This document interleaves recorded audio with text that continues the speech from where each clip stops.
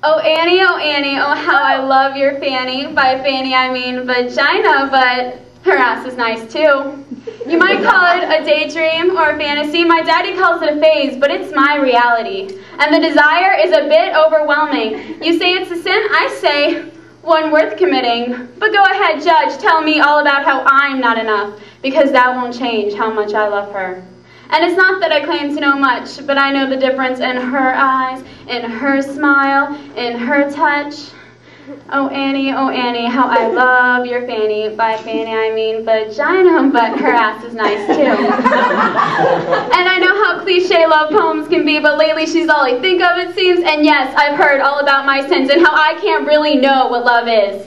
But I know myself, this heart's content. It's my reality, but my daddy's still calling it a phase, and you can call it a daydream or a fantasy or whatever the hell you want, because I'll still be saying, oh Annie, how I love your fanny. By fanny I mean vagina, but her ass is nice too.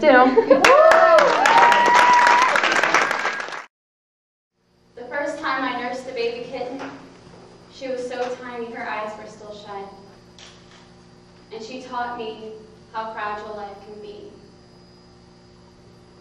I danced in denial when I first found out my grandma was diagnosed with small cell lung cancer.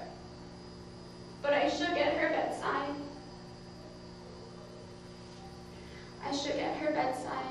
As I tried to interpret what her pale chapped lips were attempting to share.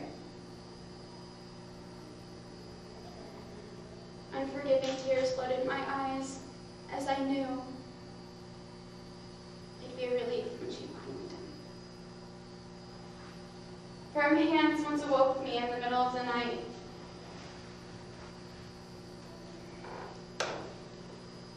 November nights show flooding through my window. I sat wrapped in a sheet with mixed feelings of confusion and guilt until I finally let him have me. And when he had finished and left, I laid there numb, rocking myself to sleep, and I know I'm worth more than that. I remember being 11 years old, standing in front of a mirror. As I looked at my reflection, I felt disgusting. I felt fat, and the next day at school, I dropped my lunch in the garbage, not knowing the struggle I was about to take on. Finally, I remember crying on my classroom, crying on my desk.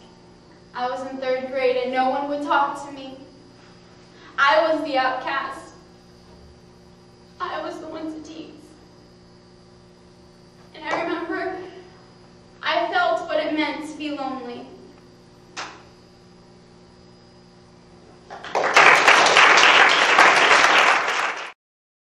If I believe in God, do I have to box him in religion? Do I have to declare myself Christian? Do I have to tithe my 10% so that my pastor can send his kids to private school? Do I have to read the Bible, memorize verses, and attend all the special Friday and Saturday services? Do I have to vow to never drink again and then tell you why I have? Do I have to change my friends' music, the way I dress, keep my hair decently long, and throw away all my thongs, only to find my church friends can't hang out with my kind anyway? Do I have to promise my friend I'd keep her secret, then run to the pastor and tell? Do I have to feed the homeless shit I can't bear to smell?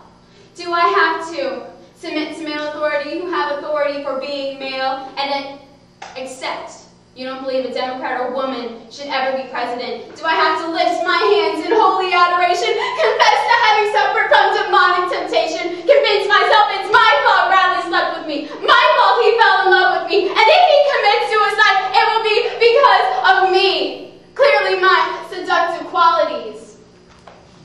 And do I have to leave Annie, the first lover who accepts and respects me, the real me? No. I do believe in God, but he is not my master, nor am I a follower to bow down to the greater king in all of his majestic glory. For me, God's everything, even me.